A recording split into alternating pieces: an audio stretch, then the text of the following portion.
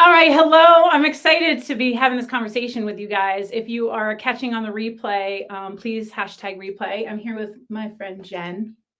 Hello. All right. Right now, as we're going live to talk about bariatric surgery and talk about the weight loss injectables, Jen is going to share quite a bit about her story, but we're also going to just have a conversation about it because as I'm an expert in the field of mindset and helping women heal their relationship to food, there's also, it's really important to have the other side of having to navigate these decisions in your own life. And even before we met, so we're going to talk about that a bit, but we have become friends over the years. And it's like one of those beautiful things of clients, but then it fostered into a friendship. And I'm excited to talk to you about that. And you can share some of that with them. So before we get into the topic and Jen starts to share a bit about herself and how she navigated the decisions she's made with her health, her body, all those things, I want to say that there's still a week left of the roadmap to food freedom. So if you are, this is my online event I host for free once or twice a year. Jen knows it well because she actually caught online one of these times, like, Dana, what are you up to here? What's going on? Let me get involved here. So if you are like, oh, I'm behind in the replays, you have an entire week from this video. The replays come down May 5th. So you have an entire week, and I don't believe that you're behind. So if you're like, oh my God, I have to get caught up. Jen can share in her own words, but there's really no such thing as being behind. No, everything's in its right time. Yes, exactly. As it should be. So I'd like to say that right out of the gate. And if you're like, roadmap to what? I will also have a registration link, and Mandy is on with us. So Mandy, you can also throw the registration link for the roadmap in the comments here. Excellent. The other thing I would like to share is that we are officially open the mentorship. My mentorship program with some awesome bonuses are available to you until May 3rd. So I will also be sure to share the link with you with my mentorship program. And Jen can talk a little bit about that too as we uncover this fun conversation. Maybe not so fun on the back end. If you put yourself back there, and that's where I want to start. Sure. So put yourself back to before the decisions with bariatric surgery or any of that came about.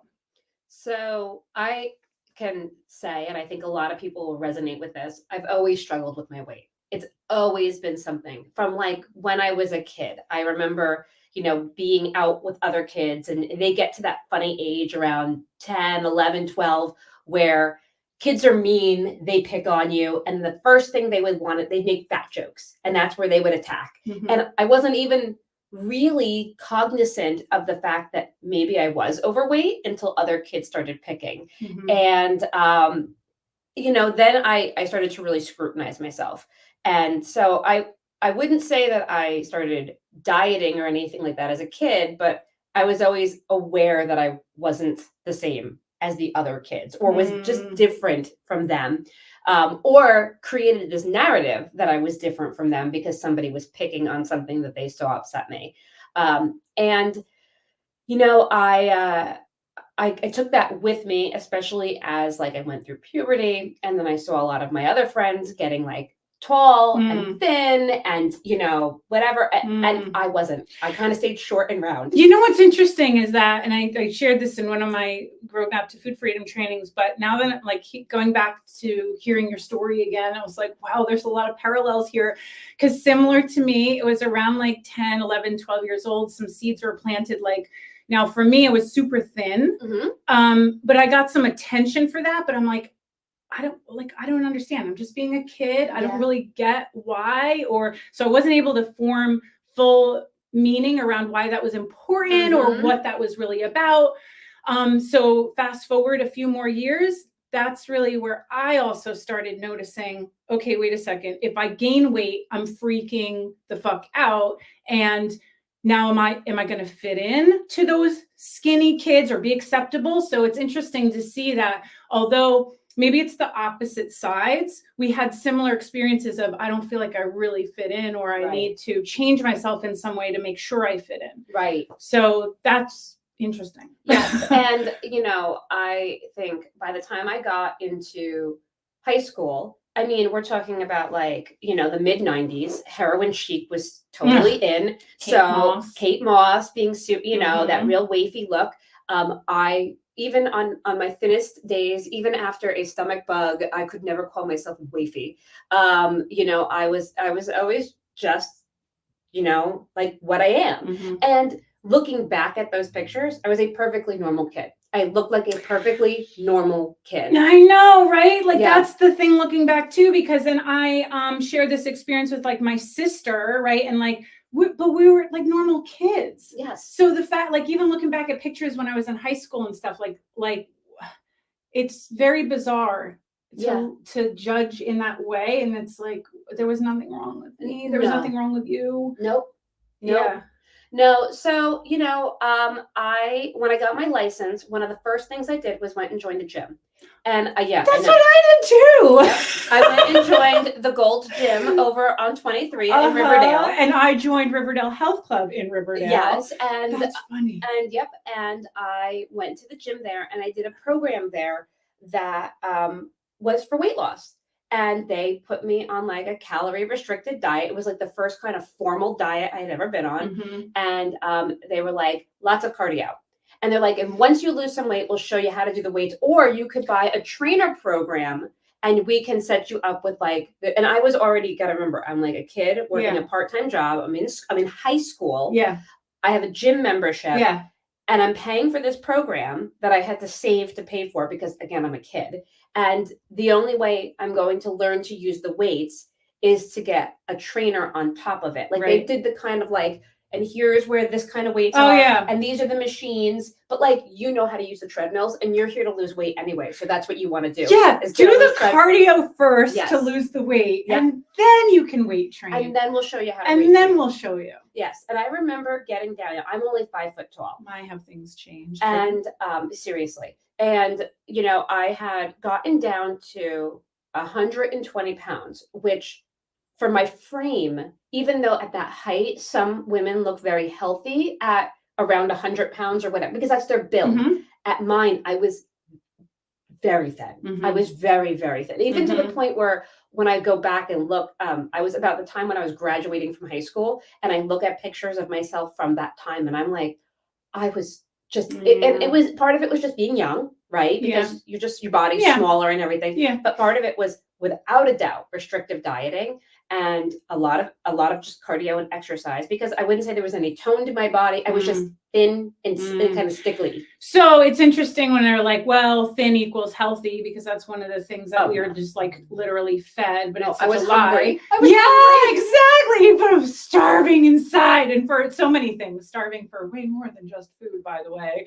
But that's interesting that like, okay, you got down to whatever weight, you look back in pictures, but there's no healthy about that. No. And I was only able to maintain that for about 6 months.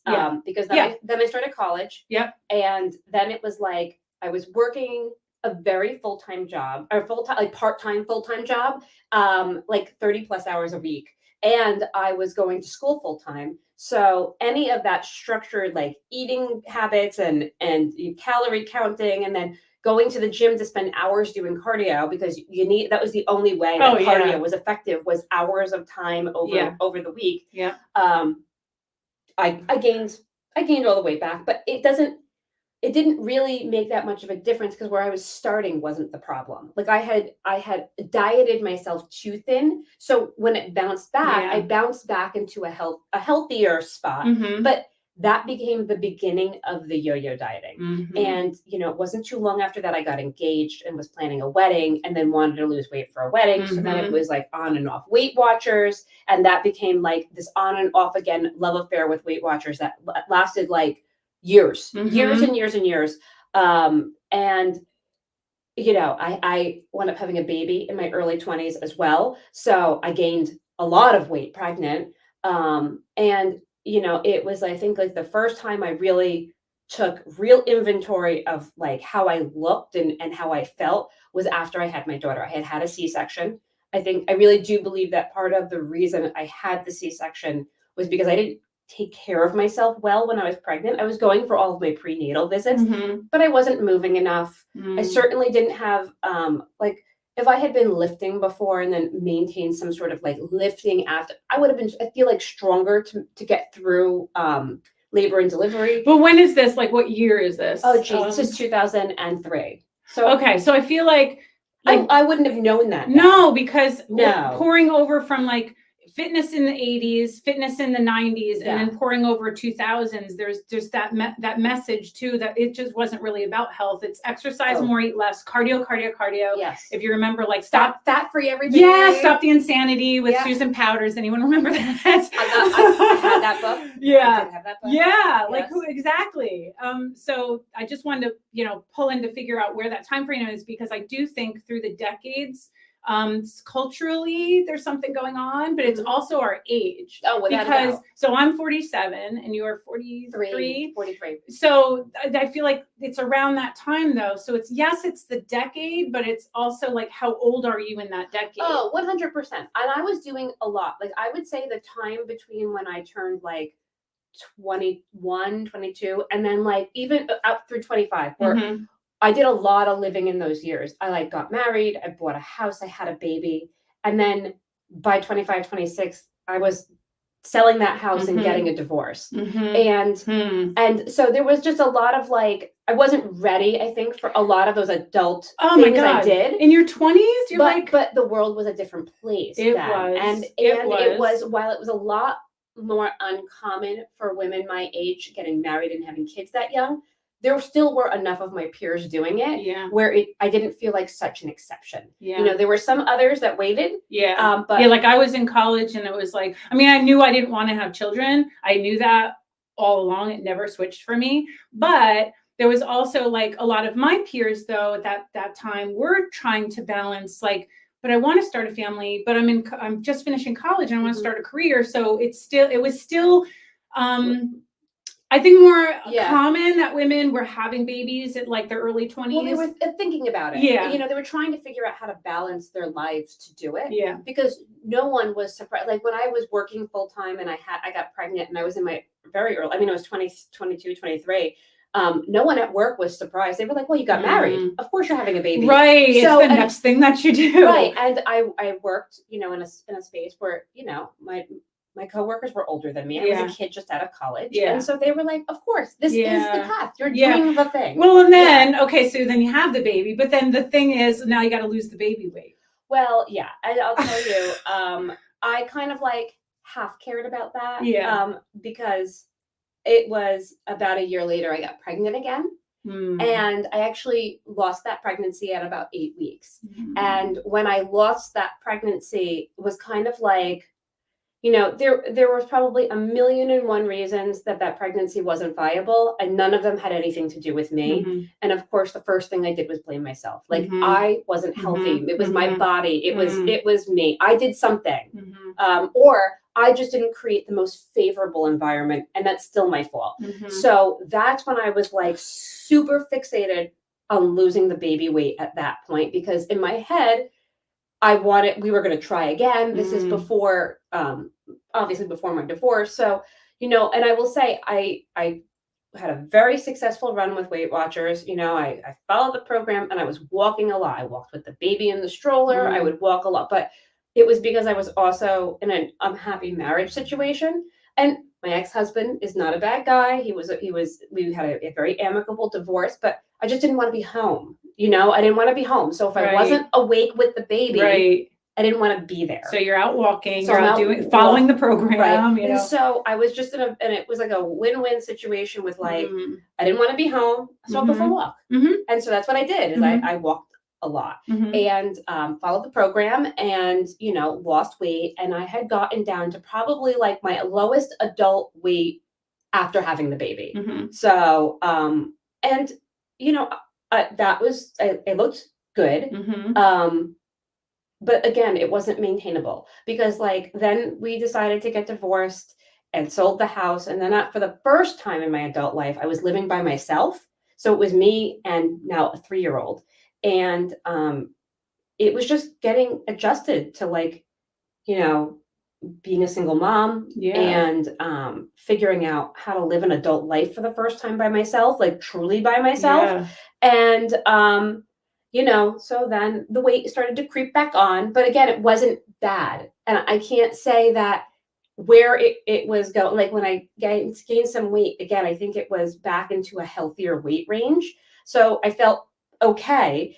And time went by and I met my husband.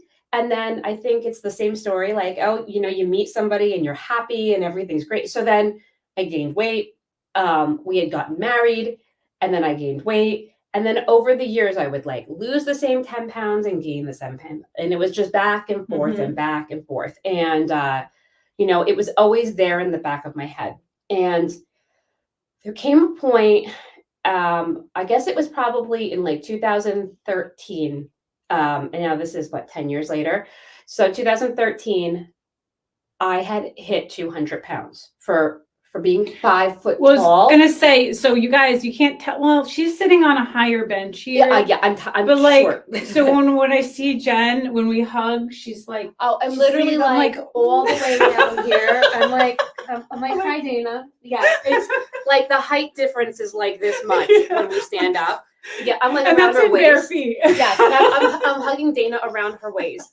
But yes, I'm not a tall person. I will always say, like, yes, short and round is still somewhat of a good description for me, but really more the short, and that weight was overwhelming on me. I was like just in my, it was like everywhere. My chest was bigger. I didn't have good mobility. I just felt trapped in a body that my brain didn't really recognize, because in my head, I felt like the body that you see now, this one that can move and is strong and can do things, but I couldn't comfortably get up and down off the floor. And I was sitting in my husband's car. He had a GTI at the time, and they had front bucket seats, and they were like the sportier bucket seats. And I remember sitting in there and I was like, I don't comfortably fit in this front seat anymore. And I was just so uncomfortable. I just wasn't at home in my body, And then you're like, how do I get out of the seat? I'm like, how do I get out of all of this? All of it, clothes weren't fitting. And when you're 5 foot tall and you have to wear petite clothing so that the length of your pants and your sleeves and the rise in your clothes and your shoulders are all sitting, and you look dressed and professional for work, but you're in larger sizes, they scale those clothes so weirdly. So even when I bought clothes that I could reasonably afford, because, again, keep in mind, I'm still relatively young, and we're still trying to get our family life and my new marriage under myself. And, I'm trying to buy these clothes. I have to have everything tailored, or I would find something that would work and buy 10 of it. And that was all I wore, and so I always felt like I was just trying to constantly disguise how I looked and felt. I didn't feel at home in myself. And I had done some research, and lap band surgery was kind of hitting its like just post peak. Everyone had like raved about how it was, the bariatric surgery that wasn't invasive, that, it wasn't, you weren't removing any organs, you weren't, it was totally reversible, and this was supposed to be a simple laparoscopic surgery that was going to change the way you can eat. So for you guys that don't know what lap band is, it's an appliance that is like a sleeve. It's like a circle, and it fits around your stomach underneath. So you have your esophagus that passes through your diaphragm, and then your stomach sits underneath that, and it kind of creates a little pouch that's about the size of an egg. And there's a tube that runs off of this, because this sleeve has little pockets, and the tube that runs off goes to a port that sits on your abdomen. And there's a special needle that the doctor can use with it goes into a self-sealing silicone entrance in the port.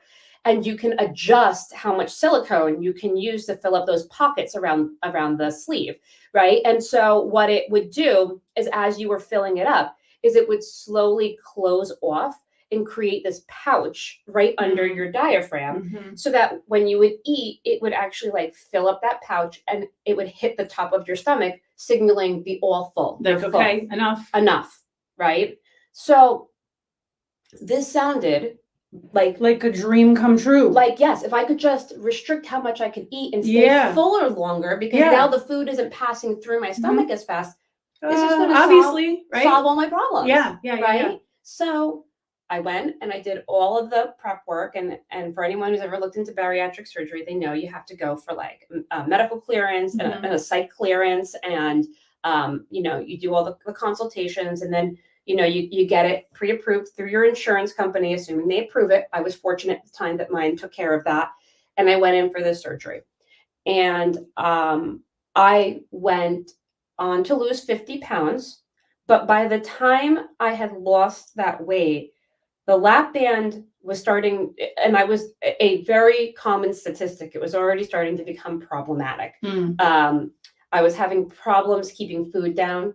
I would eat, and if something didn't go down quite the right way, that was the end of my meal, and I was constantly throwing up. I have seen other people in lap band support groups call it medically induced bulimia, and they weren't wrong. It was very, very hard on my body. And when they had put that lap band in, the doctor had done like a minor hiatal hernia repair from when I was pregnant. When I had that lap band removed 7 years later, because it was causing like inflammation, I was just miserable, and I had gained all the weight back. When he removed it, he said the hernia that he had to repair from all of that retching and throwing up and just not being able to keep food in was, he said that, he goes, you're taking the lap band out, and I wound up doing a revision to sleeve surgery. I'll get to that in a minute.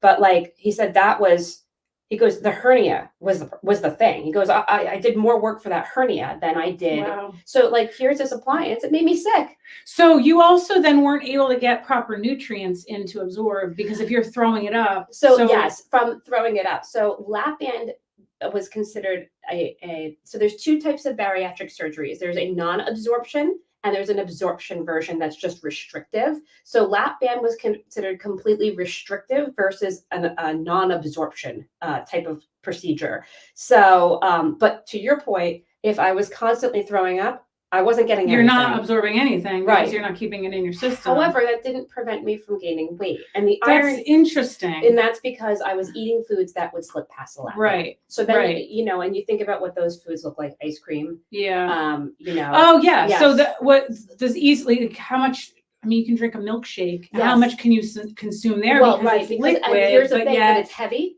So then it would fill me up, so I could have a smoothie, right? And even under the guise of like smoothies are healthy, and but when you're eating giant smoothies, right? It's not like, so that's what it was. So. There's always a sneaky way to get around it, because if you're really like, and I'm sure we're going to get there, where I got to heal my relationship with food. Yes. Yes. We're going to get there. But you know, it's like, you haven't dealt with that yet. So I just need to consume. Well, I need to eat. Yeah. Because literally I needed to eat. Actually, it's like your body's like, I'm starving. I'm hungry. Which is also, I believe, because, you know, for those who maybe are just joining, or maybe you've been following me a while, I don't know, but been in the industry, for the fitness industry, for 30 years. So it's certainly, there's a level of the absorption of your food that, yes, it's the nutrient part, but you don't feel like it's filling you up in other ways. So you're using the food as some sort of insatiable, I need to consume this thing, but it's, so yes, I think in these cases, it's a combination where you're almost 100%. Confused. Like, it makes it almost more confusing to heal your relationship with food, because part of your body's starving. Yes. And when it is starving like that, the metabolic response from it is, I'm going to hold on to body fat too, because I'm starving. I'm starving. But then there's also the other psychological part of feeling like you're really not satisfied. Well, and that's it, because when you have a limited amount of food that you can eat, and the way you can eat it. So like, going to a restaurant to eat was a nightmare for me, because I was most comfortable eating standing up. because it created Oh. a straight line on Okay, my, I could see that. right. And then here So you're like cramped up, cramped up, so physically it and doesn't even. right. And now I'm also holding on to weight on top of Yeah. it. So now everything's smushed up, and it was very difficult for me to enjoy doing that. So like all of the really fun things about dining out and going out and doing like didn't get that. And I didn't get So delicious food either, because like that's you the food felt I would fight. gypped, Yeah, it was terrible. like By the time so it's interesting. Now I had gotten to an all-time high in my weight, right? And I had, so the all-time high after the surgeries. no, yeah, Or like period, both- all-time high. both Like I had, surgeries? yes, no. You haven't had that I one haven't yet. had the second. So Okay. I had just a lap band. I had gained 20 pounds more than my highest surgery. And I had said, I've got to do something about this. And I've got to get this lap band out of me. It is miserable. So the first thing they did was take the lap band out to let my stomach heal and see what they could do about that hernia. And immediately the inflammation. I mean, I like the amount of water and bloat that just came off of me just from taking this appliance out of my body was huge. Which speaks to sometimes your body rejects these foreign things. 100%. I mean, my face looked different. Yeah. Yes, I had just a lot of inflammation from it. And I didn't recognize that before. And I didn't notice it. I think it was just over many years of having it. And then I was going to revise the sleeve surgery. And it's funny because I think this was kind of the beginning of starting to understand that there was more to this than my stomach's anatomy. Because at this point, my stomach was healed. We were preparing to go in to do the hernia surgery with the sleeve, but I was like, I can't believe I'm letting this doctor remove a big portion of a very healthy stomach, like especially since I feel so much better now. And I continued to plug along, and I was like, I'm just going to do the next step, because at any point I can say no. But I continue. And even the morning I showed up at the surgery, and I remember being like in the thing where your hair's back and you're like really getting like wheeled. Surgery prep. Like we're doing this. Wheeled in, like no contacts, jewelry's out, like gonna go. And I said to the doctor, I still can't quite get over the fact that I'm letting you take out a big portion of a healthy stomach. And he's like, no, this is going to change your life. You're going to be great. So I was like, all right. Okay. So I move on with the surgery and have it.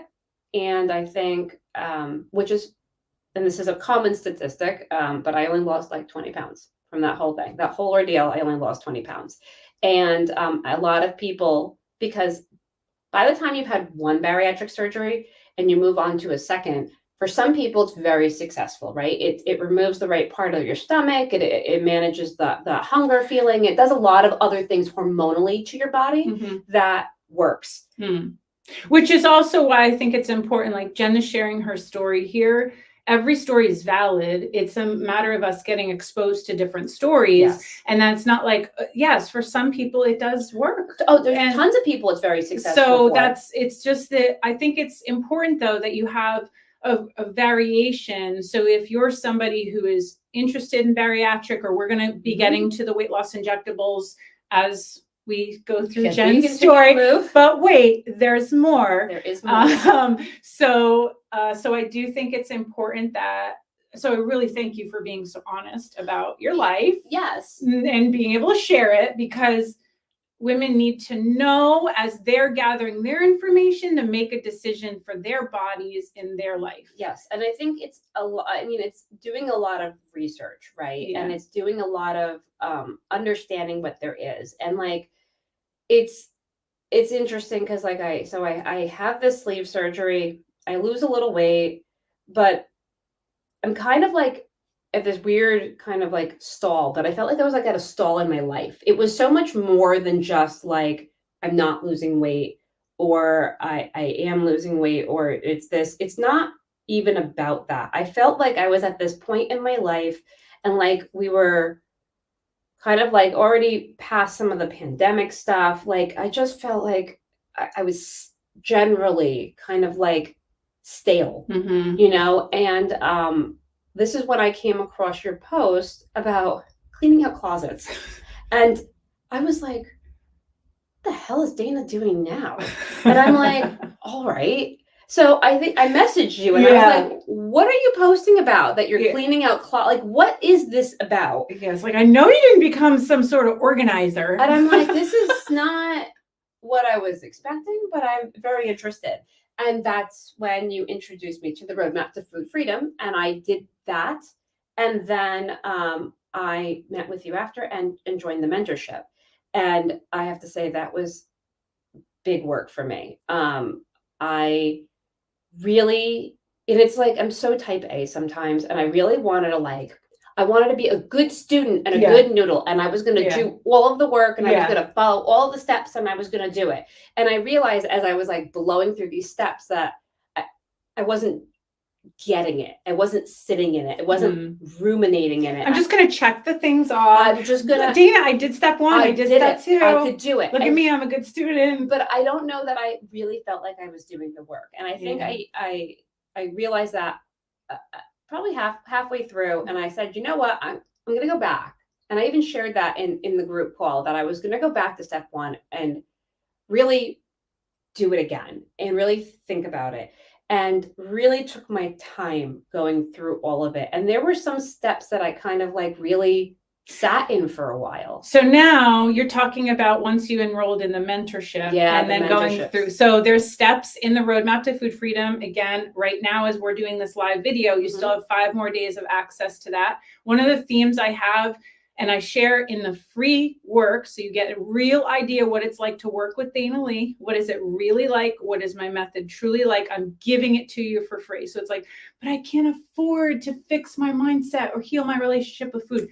Yeah, you can, because this is free. and however, I will even say that even when it came time to do the mentorship program, I'm going to tell you that for all of the times I paid for Weight Watchers, and all of the times that I had to buy new clothes because I was, again, growing out of clothes, and for all of the co-pays that I paid for the surgeries, and all of the medications and all of the extra tests, I could have paid for the mentorship 10 times over. You spend so much money on the diet industry, and to say that you can't find a way to invest in yourself in the mentorship program is a real loss to yourself. Because in all of those times that you're like, I'm just going to buy the bigger size on clearance because I need it, or I've grown out of everything again, or Weight Watchers is running a program for the beginning of the year and it's only this, and then you don't do the work, or you're paying the monthly fee, or I'm going to join a gym again and don't pay the monthly fee. You are throwing that money away. This, to me, was an investment well spent. And you learn very, very quickly that food isn't the problem. It's a result. It's an indicator of a deeper thing that you have to recognize in yourself, and that this group of people happened to pick food, and likely other things, but predominantly resonated with the choice of food as the thing that was either going to soothe you, or that you could abuse to manage the fact that you had no outlet, or whatever it was. And so this group of people chose food. Right. But that doesn't mean that's how everyone does it. No, because other people choose other ways that they manage it, or don't manage it healthy. Right. And once you realize it's not that, it's very easy to recategorize food. Yeah. And that really at the heart of it, you're getting to know yourself. Yeah. So yes, Jen has a really great point. It is not really about the food. I've worked with actually several clients who knew that they didn't really have an issue with food, but they loved all the other work and how I present it to really get to know themselves and take the layers off of the conditioning in our lives from all sorts of ways we've pretended to be, and I don't even know who I am, and I'm living for other people and expectations and the people pleasing and the type A personality. I'm going to be a good girl, and all of that can be happening where you're still like, well, I'm kind of good with food, but I feel so insecure. I don't have boundaries. People walk on me. So the mentorship is so much more than just the food element. It's like because when I went back and looked into other parts of my life, I realized I was also treating my career the same way. And I was candidly treating my family, like my husband and my children, the same way. That, I wanted that kind of perfect glossy family picture and in real life. And, when it came down to it, my family was a lot messier than that. Like, we're people are messy, and everyone kind of had their own different needs. And then I was also teaching, one of my daughters that this was an okay way to treat your body. And that really sat wrong with me because that was something I really wanted to avoid. So, I was able to start to recognize that. And I realized that, I was abusing my career as well. Like, I was leaning so far into that as my identity and my success that I didn't realize that there were a lot of other things that made me who I was.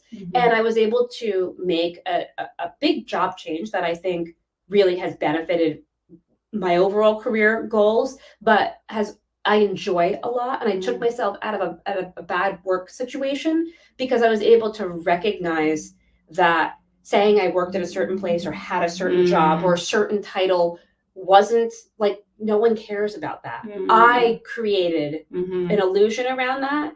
And I did that with a lot of areas of my life. And once I recognized that this wasn't about being overweight, this wasn't about, yes, being overweight has its own negative impact on me. Because it hurt my body. I couldn't move. I was literally, my body ached and I was in pain. But that wasn't the real problem. It was all part of it. And in the time that we've worked together, which is about 2 years now that we're working together and exercising together and doing a lot of things together, I can say that, am I perfect? Do I recognize everything? No, but do I recognize it faster?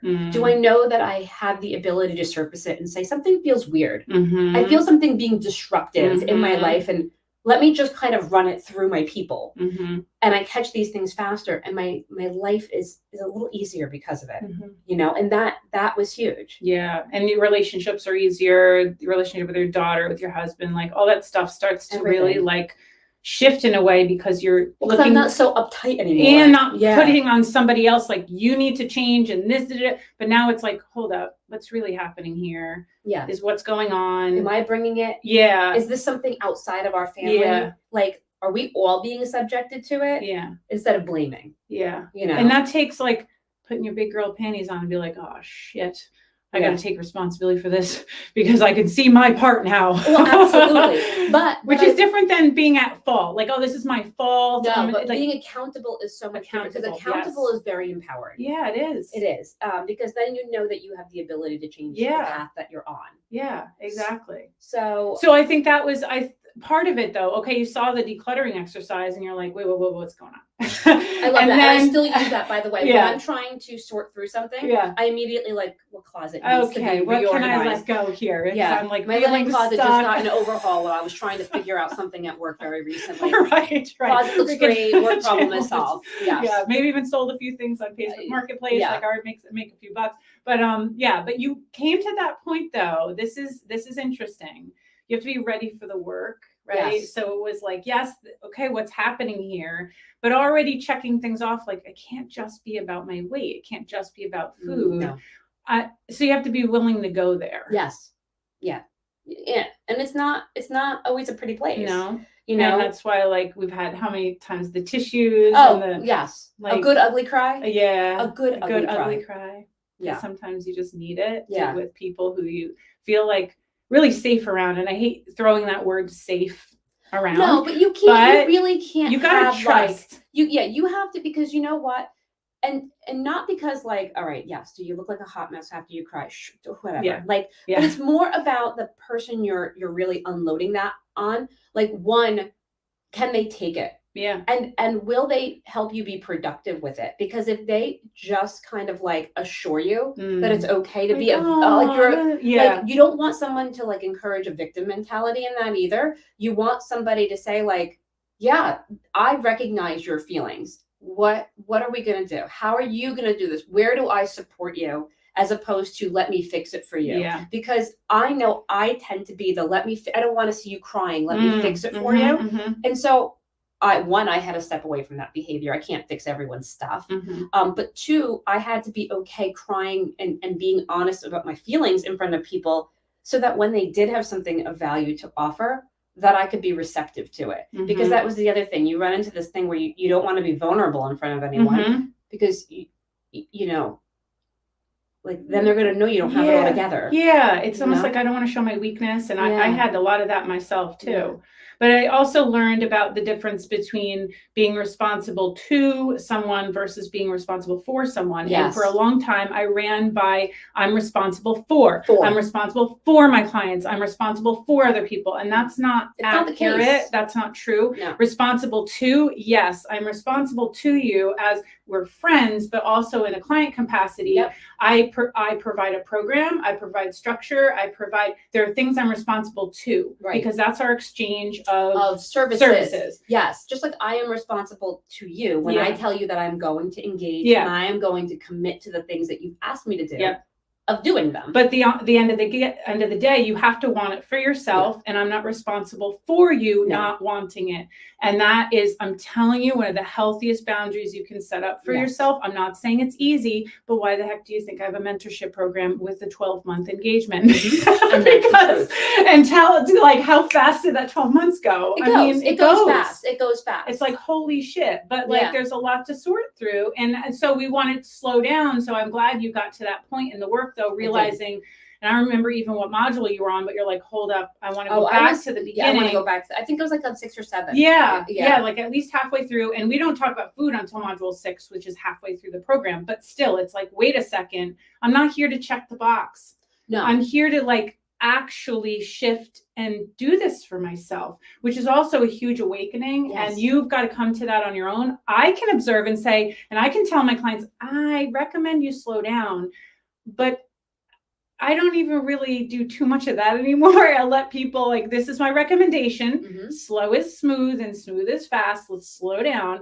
But not everyone believes me, or they're like that type A and no, I can do it. This is my way. And I just I got to let you unravel a little bit, because that's your own journey. And then you will come to terms of like, what's going to really work for you, and why are you here, and why are you doing this? How do you want to use your time, your resources, your investment in yourself, your access to me within the time too is also important. Of like, hold on, do I want to just piss this away? Or do I want to really tap into this community with Dana and the collective and the other women in the group? Yes. And that's the other thing, like a cause for pause. Let me pause and really tap into what I got here. Yes. So I'm not alone, right? Thinking you're independent. I got this. I can do it by myself. Right. No, absolutely. So, and then it was like a couple of months into the program when you actually offered up that you were thinking about doing some local group sessions for the folks who were here, like in New Jersey local. With you. Because back in the day, so Jen and I originally know each other because I ran a gym called Evolution Health and Fitness. And Jen was a member of my gym, but that was going back like 2008, 9, something like that, in the early days when I first opened. But you were a member for a while. You come and take body pump and I took a ton of classes. My kickboxing class, tons of spin classes. Yes, I tried everything. Because there was a lot. There was. And so and the classes were a lot of fun. And it was right down the street from your house. Literally. I mean, literally walking so close. Distance. If I really was motivated, I could have walked. Yeah. So that's how we originally knew each other. So when I decided, because my studio here is hybrid, I did a lot of recording workout videos for many years on my YouTube channel. So my YouTubers, if you've been following me for a while, yes, I've still got my studio here, but decided for the locals, like, and also part of it, which I've learned in my own journey, and you've witnessed this for sure. Okay, so maybe I don't have children, but I do put a lot of other people before me all the time. And I'm like, but wait a second, I enjoy training. Like, I enjoy putting together programs for women. I enjoy the in-person stuff. And I had moved online and gotten separated from that human connection that I used to have with my gym.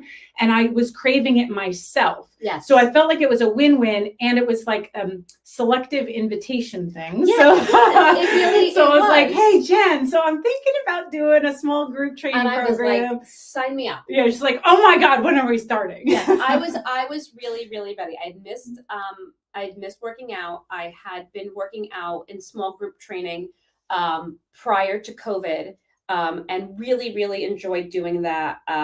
But I knew I kind of needed the next kind of the next iteration of that. Yeah. And, when Dana said she was offering this program, it was perfect. The timing was perfect. And I really got to come back and spend time kind of doing the work, both internally and through the program, but also I felt like physically, like I could also like kind of physically move it through. And it was, I felt stronger. I just felt more like I could move better. But it was probably at the end of that first year that I recognized that I was working out. And but I didn't feel good. And I was actually getting my hair cut, and I was sitting in a salon. And it's funny because you think salons are there to make you look beautiful, except the lighting was so harsh. And I always have the worst lighting. And it's like the down, and then like there's these like harsh shadows. And it's like definitely because like it was one of those like hair salons need to up their game. Like a shout out to Jenn who cuts my hair. She has a beautiful, beautiful space. And I credit her actually for that space, kind of figuratively and literally shining the light on the fact that I wasn't well. And I was getting my hair cut, and I said to her, I don't look too great. And she's like, oh no, you look fine. Of course, she's being a supportive, friend and hairdresser, and you look fine. Yeah. But I made an appointment with my doctor and said, I just don't feel good. Well, there was also a bit of like, you're coming in, you're working out, you're pushing yourself, but like you were like exhausted. It took you like the cardio stamina element of it also was like, it's taking you a while to recover. Like, it was, yes, I just didn't. And, I have had thyroid issues most of my adult life, but I've been well treated for it. Like it wasn't that. So I knew it wasn't like any of that stuff, because I had always had like, the thyroid stuff taken care of. So I was like, what's going on? And my doctor ran a full panel of labs, and he's like, you're severely anemic. And he's like, and very candidly, your A1C doesn't look good. And when we went back and looked at my labs, because he's been my doctor for a number of years, my A1C really didn't look good for a long time. It was definitely pre-diabetic, but the idea was that these bariatric surgeries were going to create the weight loss, and the A1C was going to come down. So there was no reason to treat, because weight loss was going to help manage it. But you could see the trend over time that like A1C is creeping up and solidly in pre-diabetes. And now I'm also very, very anemic. So we did some additional follow-up testing to make sure there wasn't like any internal bleeding or any of that stuff that, you got to look for, good due diligence. And I went to, a hematologist and, did iron infusions, which made a huge, huge difference. Oh, that was like in a matter of a couple of weeks. It really was. Wow. It was big. So the point of like deficiency, this whole examination of like, looking at your thoughts, your beliefs, what you think about yourself, how you're taking care of yourself. The four things that we weave in is the mental, emotional, physical, and spiritual well-being, really all four of those elements. And we have to kind of work them in orchestration. So it's a matter of like, yes, you have your thinking and your belief, and you're working on your relationship with food, but you still need to tend to your blood work. You still need to do the physical parts of like your physical body. So and it can be challenging. I'm going to be completely honest, because there's times where it's like, okay, I care about healing my relationship with food. So I'm going to give myself permission to have the ice cream, to do the things, because you're experimenting and you want to get good. Yes. And then the other part of it is the reality of, well, I have history of diabetes in my family, or there's high blood pressure, other things that are going on that we don't want to go off the rails with that. But there has to be some element of, I've got to give myself permission to explore the food and get good with the food. Yes. Because otherwise it's just the constant restriction diet, Yeah. And at this point, mind you, I had already like gone through the entire MindFit program. So like food wasn't so much of an issue. Like I could make reasonable decisions about food. Like I could recognize that food was food. Yeah. Right? And I mean, we had, at that point, we would go out for dinner and drinks or something, or we'd meet for brunch once in a while. Like food was food. Like you enjoyed it, but I enjoyed it. Yeah. Exactly. So like, and yes, I still was quite heavy at this point, but I kind of recognized that maybe this was just where my body was. Yeah, and like your set point. and I of, had like, to also, make the decision, like, when was I going to stop beating myself up because my body might not have fit an ideal in my head that I was looking for, right? Because every time I would say that I was very successful at losing weight, it was always when I got to a point that was unsustainable. Yeah. And is that really successful? That's not success. Just So, gonna say that's so like, interesting. Our definition of success, right? So, but in addition to getting the iron infusions, and I had to get some B12 shots, and I got all of that straightened out, my doctor had made the recommendation to consider the injectables. And he said, I want to try Ozempic, 1, to lower your A1C, 2, to see if you'll have the reaction to it to lose some weight, which will also then compound the benefits of reducing your A1C. So I was like, okay. And I brought it back to Dana, honestly. Because I didn't, I was a little conflicted. Am I cheating? And after taking the medicine, there's no cheating. It doesn't magically melt off. It's very effective, and I'll explain how that works. But there is still work to do. But am I cheating? Am I going to be working against all of the good things that I had done with you? And so I said, rather than kind of keep it inside, and secrets make you sick, right? That's the kind of thing that will eat away at you. I brought it to Dana and said, what do you think? What are your thoughts? I did some research, and this is why the doctor wants to do it. And it was really helpful for me that you were supportive of me making a decision to look into it, to get a doctor's support, but to take care of my A1C, take care of my body. I think your reaction was so holistic to, like, the iron has been good to you. Like, let's do all of these things in conjunction. And, this was kind of in the earlier time frame of, like, when those medicines were becoming very popular for just exclusive weight loss. So, like, there were a lot of studies also coming out. And as I would read up on these studies, I'd come back to you and go, yeah, we would talk through it. And I said, like, well, we're doing it right. That one of the big things with this is, muscle loss, right? Because you're losing weight. All right. If you are not eating as much, your body will lose holistically weight. And the muscle is the good stuff. Yeah, that's the stuff it wants. A high percentage that you lose muscle with these injectables. 100%. Really high, somewhere between like 25 to 35% is muscle loss. Yes. I was never impacted by that. No. As a matter of fact, because I was lifting and because I had gotten the iron infusion straightened out, I've packed on. Oh, muscle. Yeah, you're strong. It's like, I love it. It's like your go-to is now like a 15-pound dumbbell, I'm like, wow, like you've come a long way. And on an injectable, and like consistently training like 3 times a week. You've upped your training too. I've upped my training, and I was also mindful about when I was upping my doses as well. I was working with my doctor because I had a very important criteria of I need to be able to eat enough to also put on muscle weight and maintain muscle weight and to fuel and exercise. I could not just, pop this pen and hope for the best and let the weight melt away. It didn't work that way. And I will say, for being as overweight as I was and lifting 2 times a week and eating a lot less because this medication has a GLP-1 antagonist in it that causes you to feel full. So, and it just triggers a hormone, like it's just more of a hormone your body naturally makes. I still only lost on average about a pound a week. So it wasn't some miracle where I walked in 2 weeks later and you were like, wow, Jen, you've lost all this weight.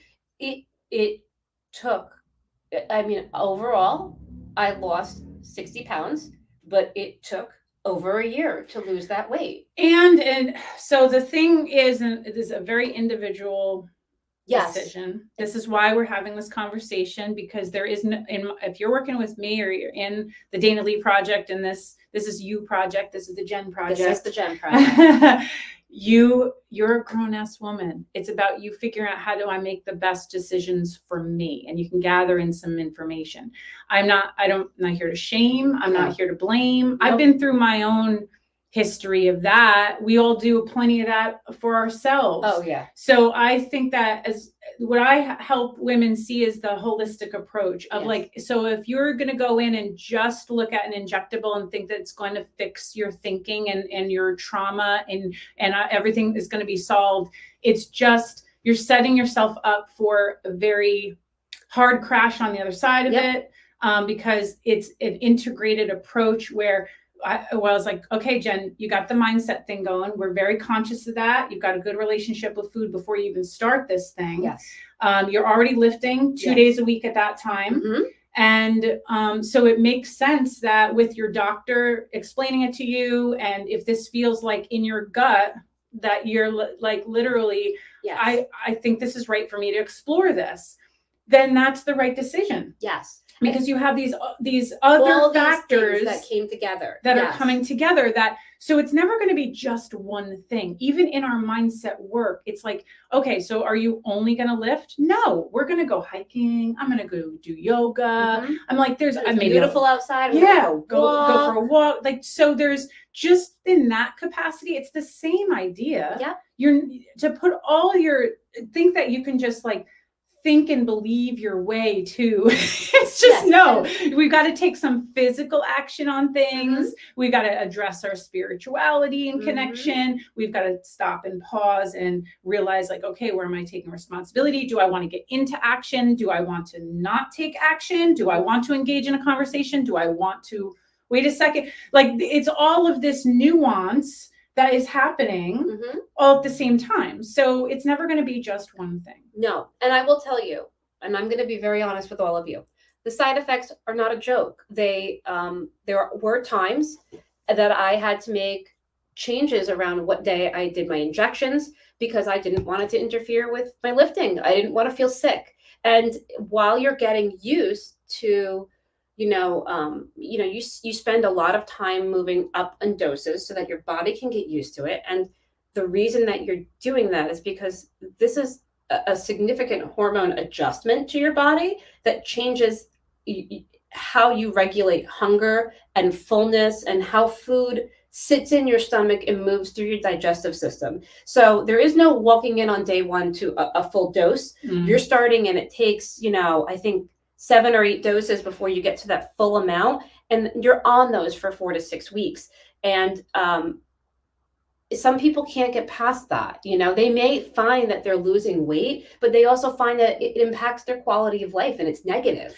And there were times where I stayed on a lower dose for, 6 weeks, 2 months, when normally the dosing range was 4 weeks, because I wasn't ready, and I had side effects and it made me uncomfortable. But, overall, I kind of balanced it with, okay, I'll see how this feels and then see how it goes. And I took each dose as kind of a new opportunity to reevaluate the situation. And is this still working for me? That. Does it still align with where I want to be? Should I go back and stay on a lower dose? And that's part of the reason it took so long, because I was mindful about it every step of the way. And I love that you were conscious of being your own advocate, because here's something that, I work with women on. When you have a hard time trusting your relationship with food, and you can't even trust, because we work off of devices to tell us what's good for us.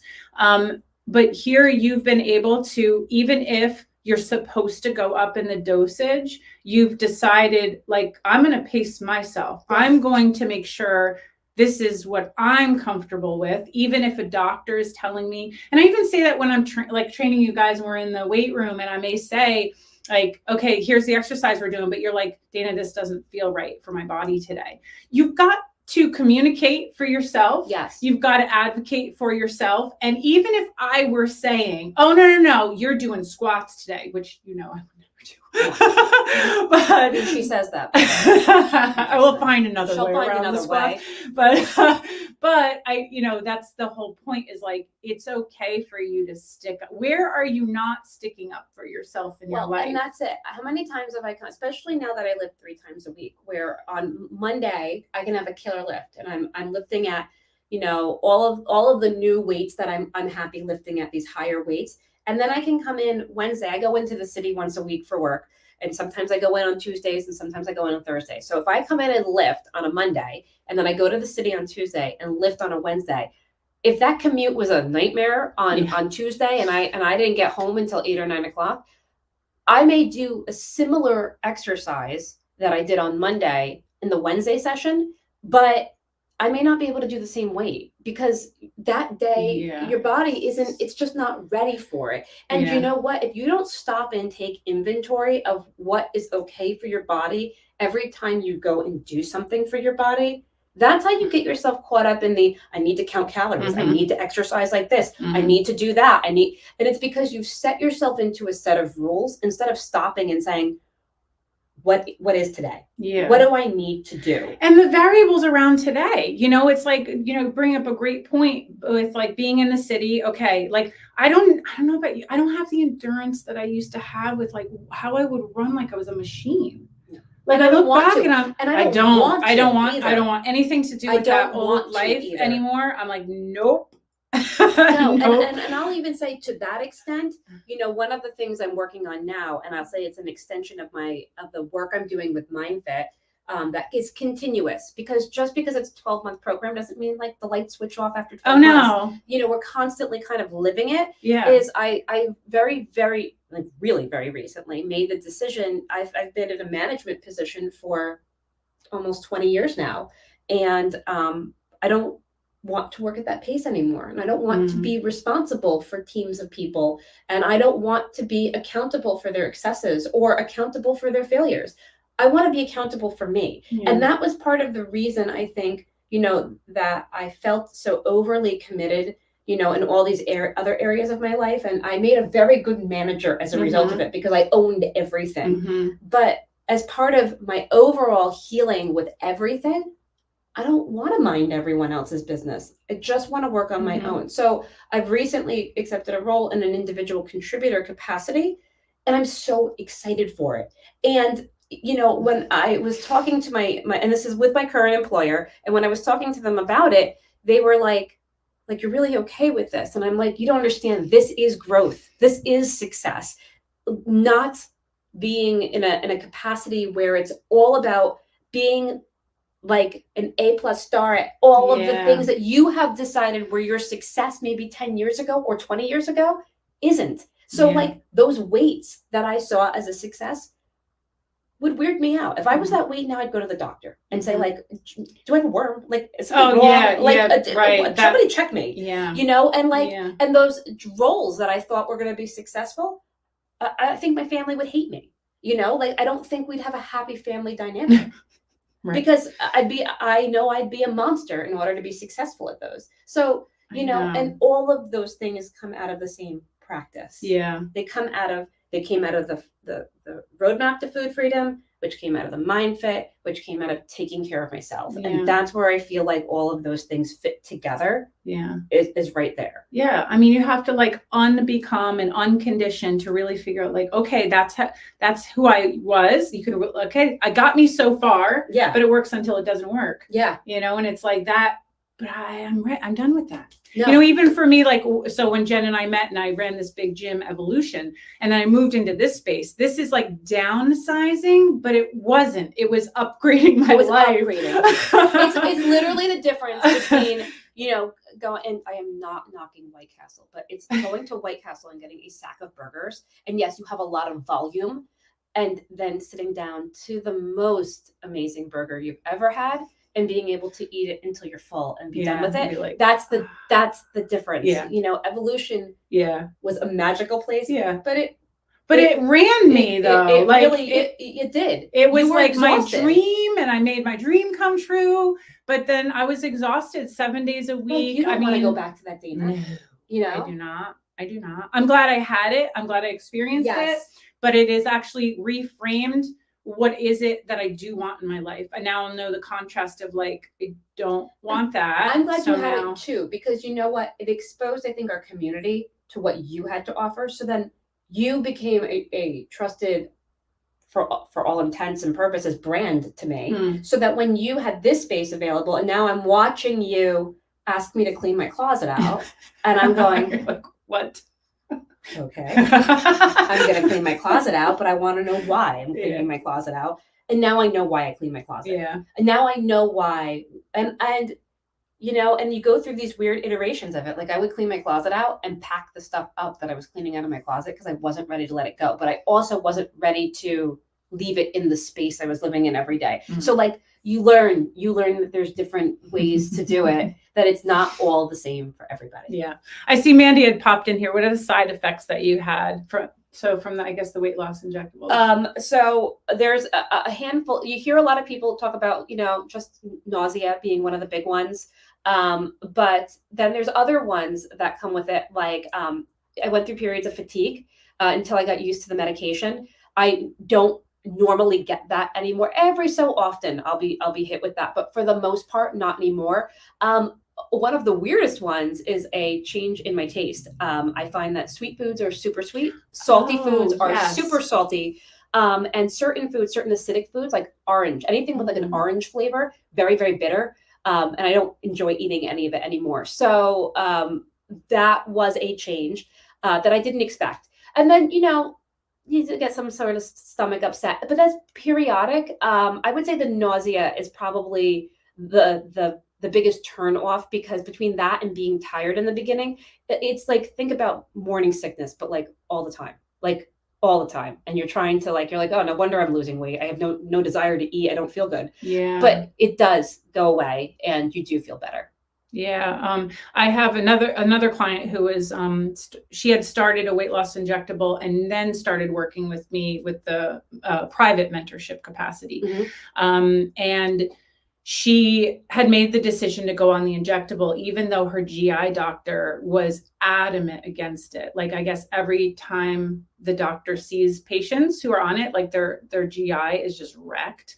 They can be. However, she made the decision to do it anyway, which again, I understand why women do it. You know, there's this level of desperation of, I want the weight to come off because it's so uncomfortable and there's so much shame around it. We've got all these issues around what it means to be fat and what it means to have excess weight. We're trying to grapple with that as like, who am I and what, like, how do I look and all those things. So I understand this level of fear for staying there, desperation for wanting to change it, hearing this about this injectable. Oh my God, it's amazing. Like, I mean, there's so much in the media about it. And I will tell you, like, if anyone's looked into it, you hear this phrase called Ozempic face, right? Where people talk about like your face getting gone. That's not isolated to just injectables. It's actually something that we got a lot of coaching on when I was doing the bariatrics, of what happens to your body as you lose weight. And I will say, like, there were parts of my body that look better than they ever have. Like I was commenting to Dana before I hopped on, you know, I'd never wear a tank top and have my arms out for the world to see. That was not something I did before. I always felt like I carried a lot of weight in my arms and I was unhappy. But lifting has helped me recognize how awesome my arms are. And I appreciate them so much more. And now I look at my parts of my body and I'm like, that's very, very normal. Does that mean I'm happy with everything? No. You know, there are parts of my body that are very deflated looking. And, you know, thankfully, a lot of women's clothing designers to take into consideration for that. And I have found things that work for me. But that doesn't mean that I've lost weight. It doesn't mean I've walked away from it thinking it's perfect and everything is great. There's still things that I wish, I wish I could change about my body because it's what I think is attractive and what I would like about it. But there's certain, like, I was willing to go the route of bariatrics or injectables. I don't think I'm willing to go the route of plastic surgery. To me, that's not where I'm happy being. But that doesn't mean I would give anybody a hard time if they said after losing weight, they want a tummy tuck. But that doesn't just, losing weight is not just the answer. It's part of the journey for me, it was a result of including better behaviors that nourished my soul and my body, you know? Yeah, absolutely. And also that, so I want to get back to that with, just remind me of when people are noticing that you lost a lot of weight. Oh, because I want to talk yes. about that. Yes. But I want to circle back around just side effect, to stay on the side effect Mhm. topic. So the client that I was just talking about who had decided to go on the injectables, she is now off of it because her GI tract was wrecked. So she had to go back to the GI doctor, and she's like, oh, she's going to give me so much shit about it because she told me. And I said, it's okay.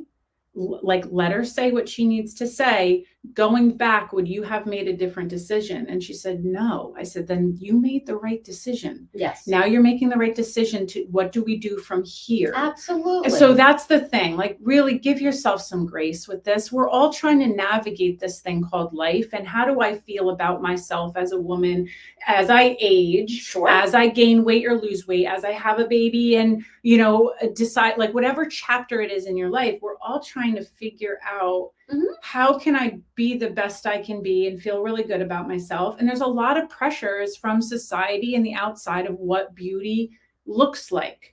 And we've bought into a lot of that. Absolutely. You know, Absolutely. so there's definitely like some side effects with that. But I also want to just say, I think it's important that if you're feeling like this is something that between my doctor and I've kind of had, you know, my board of advisors, the people in your life, you really, you know, you can really trust your people that you talk to, and you legitimately feel that they have your best interest in mind. And then you make that decision, then let that be the right decision for you, and explore it. And it works until it doesn't work. Yes. Right. And then the other thing I want to say is there was another private client I worked with for the mentorship program. So my private work is in a 6-month capacity, and it's shorter because we talk every single week. But she had, actually she had lost a ton of weight before we even started working together, but then is still realizing there's another level here. And I really want to understand this food thing, not so much about a fear of gaining weight, but she just was seeking, okay, I'm successful in my career. And I just want to be the best woman I can possibly be. Right. But she had a lot of excess skin. Yes. And she ended up having surgery, having the skin removed, and was afraid to tell anyone. And I was like, but I understand why. Like, what's important is that you feel good about who you are. And I think it's the stigma of the plastic surgery thing. Yes. Here's the thing. You know, everyone wants you to lose weight so that you look good and Right. you feel good. Right. Right. But then when you take it to that next step, and you go and you feel like you're taking the step towards plastics, it becomes very vain. Yeah. So it's amazing. It's totally okay Yes. to have a healthy stomach removed to lose weight. And it's totally okay to inject yourself with medication that for most people have pretty weird side effects, right? Yeah. That's okay. Yeah. But if you want to get that skin removed, or you want to go have something sucked out, or, you know, whatever. Yeah.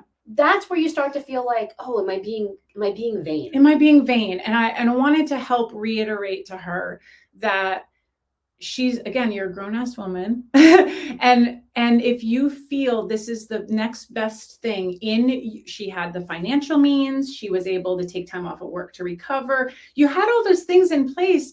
If that's the next step, that literally, like, you know, you have excess skin and doing mountain climbers and doing things, it feels uncomfortable. Yes. So what can you do to change your situation, to improve your situation? But again, she was taking care of, like Jen shared, the mindset component, the food choices, the elements in her life were put into place.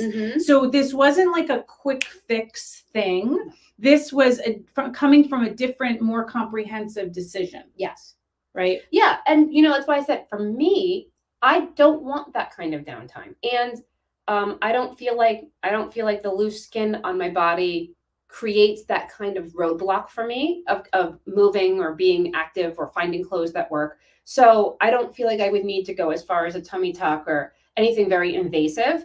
But, you know, it doesn't mean that I don't look at these things or check out these options to understand them, because you feel like you've made such a sizable investment in your body and your mobility and your overall health. You're like, well, you know, it wouldn't hurt to like really look really good on top of it too. And so, you knowing want the that. side effects. I mean, I guess part is like, oh, I watched so many of those botched episodes Oh, where it's yeah. like, oh, Vet your doctors. because vet your doctors for sure. Yes. And that it breaks my heart when it's like your most vulnerable body part. Mm-hmm. You're so sensitive about, say, your breasts or something, yes. right? Where you're like, oh my God, this is a huge insecurity for me. You go under the knife to fix that insecurity only to have it worse. That's a very interesting journey to go on, to try to reconcile with having to make peace with that body part anyway. Yes. So that's where I'm trying to just intervene to say, do you have these other elements in place that no matter what happens from the inside out, I'm working on loving myself and accepting myself. And that's exactly it overall with the weight loss is the answer, right? If I had walked into all of this, and when I did walk into all of this, what weight loss is the answer, I wasn't successful at it. When I got to the point where I had worked through all the moving parts and knew what the answer was for me, and weight loss was a result of it, it didn't mean all the problems went away. It just kind of meant that I had new things to think about and work through. And in that, there was this new body to think about and work through that I'm still thinking about and working through, so it doesn't just fix it all. It doesn't. And I do not, I'm not the coach or mentor to sugarcoat shit for you. I'm just not going to do it. No. And that's actually one of the reasons, if we were to ask Jen, like, why do you stick around? The loyalty and the understanding that I'm not going to bullshit you. Mm-mm. Like, I'm going to tell you the truth, and it's for your own good because I have your best interest at heart, and not in a harsh way, but in a very honest, authentic way of like, oh, I want the best for this individual. I feel a responsibility to share my insight with what I see that you might not see. Yes. And that's been really helpful for me, which is why I was never ashamed to bring any of my, like, this is what I'm thinking to you. Yeah. And so I want to share that, because if you are someone who's in the middle of the roadmap to food freedom, you're just getting to know me, that's something where that's what I've built my entire brand on, that I'm somebody who's, first of all, you're a unique human, and we're all trying to do this thing the best that we can. Mm-hmm. And but it is really helpful when you have somebody who does have your best interest at heart. Like, I don't have an agenda. No. My agenda is that, like, and honestly, I'm like, I don't want this codependent relationship where you need me. It's I want to be here, and this is beneficial. Yes. And this is a collaborative thing. And that's how I work with all of my clients that way, whether it's in person or online through my mentorship. I'm here when you need me, and there's support. But the idea is that you take the things that we're learning and you're able to apply them in your life above and beyond our work together and on your own. And if you need me, you know where to find me. You can always come back. Mm-hmm. But there's that level of diligence for our mindset and taking care of things. Yes. It's not just like, oh, sweeping, I dealt with my mindset. No, because it's like whack-a-mole. It like comes up in all these areas of your life. Yes. It's like the career, then it's like my relationship, then it's like, oh shit, this thing going on with my daughter now, and now I've got this other chaos. So it's like coming up, these themes come up everywhere. Yes, they do. So I wanted to just talk about how you're responding to people who are like, oh my God, you lost a ton of weight. Yeah. So that's a little weird for me. I'm not going to lie. I know I lost weight. I get dressed every day. And so I recognize that when I'm fighting to find things that fit now on the other side of these things. But what's nice is that, like, people who see me all the time, like my coworkers, or the people we work out with, or those folks, this has been a slow process for them. So they often don't recognize it until they see a picture.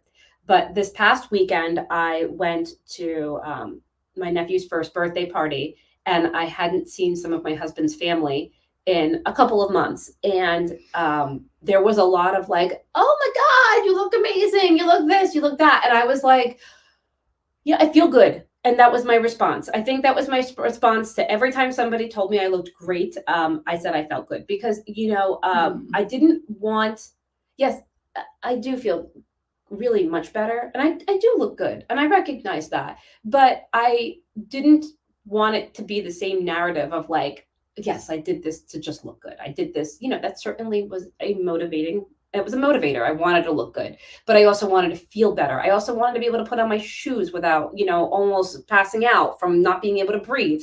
I also wanted to be able to do mountain climbers on the floor instead of, being up and propped up on a tool in the studio. Like, I wanted to be able to do those sorts of things. I wanted to be able to go for hikes. And, when you're carrying around another 50 or 60 pounds when you're hiking, that makes for your joints hurt. I don't want my joints to hurt. I have arthritis in my knees. I want that to feel better, and those were all equally important, maybe more important. And, I wanted to make sure that I didn't discount that and say that, like, yeah, I just look great. I do, Yeah. And it's such a slippery slope, because when you have your identity wrapped around, you shared so much of your journey with weight loss and gain and loss and gain. If we get ourselves so attached to the outcome of the weight loss, that's trouble, because it's your identity with the certain shape of I'm not like, I'm only important and worthy if I'm a certain size. Right. And that's, what happens if at the next family function I've gained half of this weight back? Yeah. Do I not look great anymore? Am I not great anymore? And I don't want to feel that way. So I think even whoever is watching this, even on the replay, as a woman, I just want to encourage a pause when you see somebody, and whether they gained weight or lost weight, what if you don't comment on it at all? Like, what? Or if it's like, how do you feel? Yeah. How do you see someone who's lost weight, or you look happy, how do you feel? Because you know what? I have also found out, you can tell somebody, oh my gosh, you look great. You lost weight. I'm going through chemotherapy. Thank you. Like, I don't know why. I had a client who was coming here for the past couple of years. We've been working out with her for a while. Yep. She had a really difficult year last year.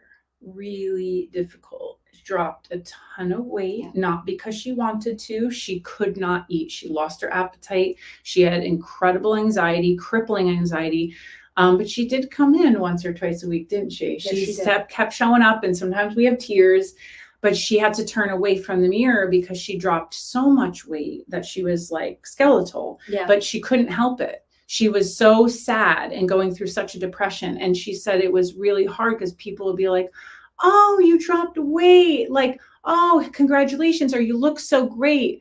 She was struggling so much mentally, but it's like that kind of feedback actually like hurt her soul, because she's like, you have no idea. No. Like, you have no idea.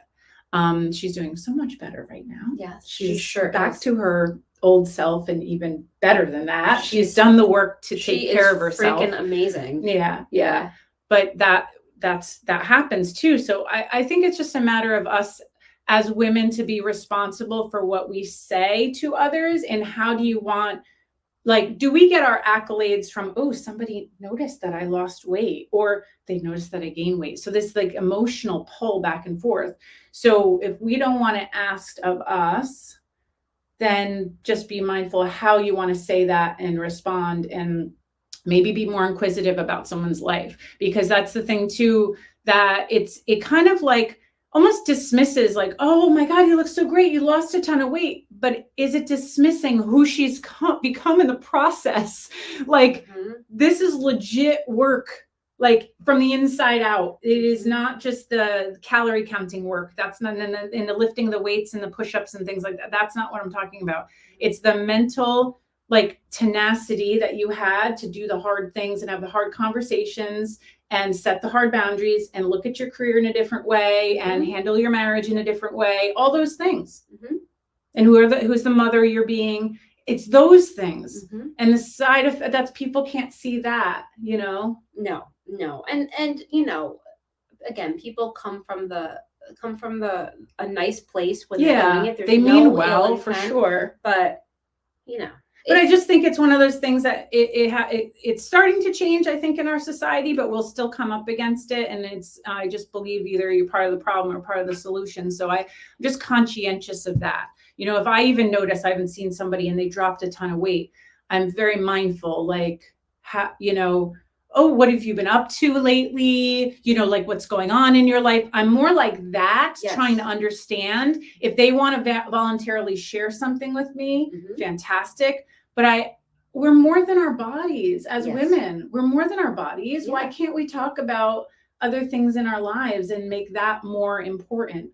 And so that way we're not so like wrapped around the axle with our identity of being thin or being fat or whatever. And I mean, even as I say that, it's like, oh, that's a terrible thing to say, and it's like, true. But that's like, I remember being young and like being called fat was like one of the worst insults. Oh yeah, no, whatever. When we were kids, it was a mean thing to say. And Isn't honestly, that weird? And honestly, now if fat is the worst thing I've ever done, I've done okay. Okay. It's like, you can call me a bitch all you want, but don't call me fat. Like, isn't that because crazy? You know what? I'd rather be fat than a cheater or a liar or hurt somebody or stolen from somebody or done something that really would hurt someone.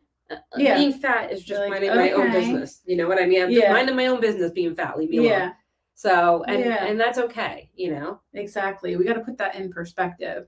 But it takes us like to individually start to change that, Yes. The be the change you want to see in the world. And by the way, you come to all of this, you get to this point where you recognize, and that's where I was when I started this injectable, that I had made peace with whatever size I was whatever size I was going to be. Yeah. And that's fine because you can do all of the right things and your body picks a place it wants to be. For me, it turned out that it was, a hormone issue. My pre-diabetes ran in my family, and I just wasn't processing carbohydrates correctly. And once that got managed, and then it was fine. And my body is finding its new place and where it wants to be. However, you can do all of the right things and start an injectable, and it may really change your A1C numbers and it may really change your overall hormones, but you may not lose weight. That doesn't mean that you're doing the wrong thing. It means that there has to be an amount of accepting your body. It is what it is. I would love the conversation to start changing to I wonder what my body shape and size is going to be when I'm the healthiest I can be. Yes. What a different way to go about it. When I am the healthiest I can be, then let your body shape be what it is. Yeah. And instead of fighting and resisting, because life is happening now and you'll have all these times like slipping through your fingers I had so much real estate and so much literal weight on this weight in my life. And looking back, it's like, damn it. Like, I feel like I missed out on things. I did. I was thinking about that the other day. My husband picked up the tube of the Toll House cookie dough.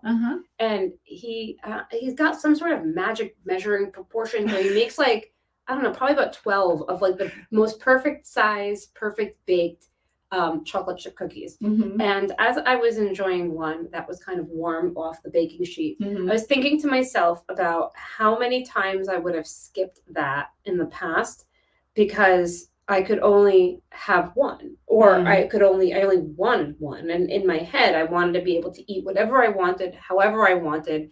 And I equated that with being able to eat unlimited quantities of food versus eating what checked the box in my heart and soul, my stomach at that moment. So like that one cookie was the perfect cookie. It was warm like that and so It satisfying. was like crunchy, but it was soft. And you know what? A second cookie wouldn't have made that experience any better. And it wouldn't have given me, because if I wanted the second cookie, I was going to eat it, but I really truly didn't want it. But I think of all of the times where I wouldn't have had the cookie at all because I couldn't have had, in my head, the rule said I couldn't have had more than that. My calorie count said I couldn't have had more than that. So then I wasn't going to waste the calories on that to begin with. Yeah. And So then you're missing out. You're depriving I've got yourself. a lot of eating to make up for. Like there's a lot of wonderful foods out there to make up for the time that I dieted away good experiences, and that's a bummer. Maybe if there's a fear about like healing your relationship with food, like it's gonna go, like there's all these misnomers I think about it, what it's gonna look like this concept of eat to live, not live to eat kind of a thing, or food is fuel. I don't relate to those things because I don't think food is just fuel. I think food is a way for us to connect socially. After we are done with our live, Jen and I are going to go and have lunch together. But it's a way that, like, I talk in the roadmap to food freedom about neutralizing food. We talk about that on step 4. You want to neutralize, and then from there, understand the nuances of really appreciating food. And being a foodie, really. Yes, because you've definitely become a foodie. I was always a foodie. But I was repressing that foodie because it didn't align with my diet mentality before. But I always enjoyed eating. And I will say though, now I can recognize that sometimes I do want to eat certain things because I know that they're going to fill me up. I have meetings all afternoon. I have things that I have to do. So yes, I still want it to taste good. I still want it to be, and they were lovely. Mandy and I enjoyed a magical conversation about was us having the HelloFresh. Dana and I both get the meatballs. The meatballs. Like we had the meatballs. And Mandy's just sitting there watching us, like cracking up because we're from Jersey. Yes. She's from Buffalo, and apparently we have a Jersey accent. Yes. Meatballs. The meatballs are so good. They prepackaged the meatballs. Yes. And apparently we're eating the same food, but not really. Yeah. But there are times where I'm like, I make the decision to deliberately eat. Like, I gotta make sure there's enough protein in this because I'm gonna be in meetings for the next 3 hours, and I don't want to stab somebody by the end of that third meeting. But does that mean that it doesn't taste? I was like, no, I prefer my food to still taste good. But there was a time again where if it didn't hit the calorie restrictions or the right amount, or lunch was supposed to be this, like, I couldn't eat that. Well, see, and then I also went on the other side with like binge eating, where it didn't even matter if it really tasted good. It was just quantity. Oh, it was about getting it in. Yes. And it didn't, like, I don't even really like this, but I'm going to eat it anyway. And once I gave myself permission to up level my discernment for being, so when I was a kid, I was called a picky eater, and it drove my mom crazy, and I was picky. And then I identified that as, oh, well, that's a bad thing because now I'm a pain in the ass. So I don't want to be a pain in the ass.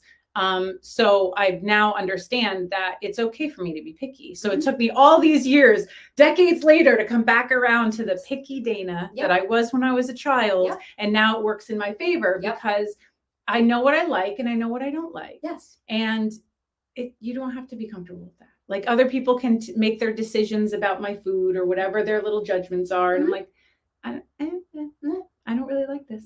That's a whole nother conversation for another time. Sure is other people chiming in with what we should and shouldn't eat. Yes. But thank you so much. We had a great time talking. I always have a good time with Jen. And I often think like, wow, we should be recording conversations when we're like in the studio. Oh, the trouble would be maybe not. So thank you so much for being here. I'll just quickly, just scroll up in case there were any. So I see lots of comments here. Thank you, Mandy, for being in the comments and helping support our peeps. I really appreciate that. When I know when I do a YouTube live, the comments just like go away, and I'm like, ugh. Facebook, they'll stay. So anyway, I'm really happy whoever had joined us, or if you're watching on the replay, once the replay is posted, you comment below, we'll get those comments. And if you have anything to share about your story, or, have something specific to ask Jen, I'm volunteering her. Yes. Reach out. I'm happy to answer anyone's questions about any of my experience with bariatrics or injectables. Or if you have any other questions about anything else I talked about. Or even the mentorship too. Like, Mandy is certainly here, but I love how like my program is like, there's women who've gone through it. Don't take it from me. Of course, I think my program's amazing. Like, of course, but duh, I created it. But what's more important is that you see this like living, breathing human, this woman who has taken the framework and applied it to her situation. See how different her situation was from my upbringing. There's some parallels, but still pretty like we're different. There's still things that are different, but you're able to apply, and it's really made an impact on your well-being, and it's amazing. Yeah, I think so too. Yeah. So, all right. Thank you all for joining us, and hopefully you'll see it in the roadmap, and even more so in the mentorship. So we'll make sure we get those links to those two things below this video or in the wherever around this video. All right. Thank you guys, and I'll see you next time. Bye. Bye.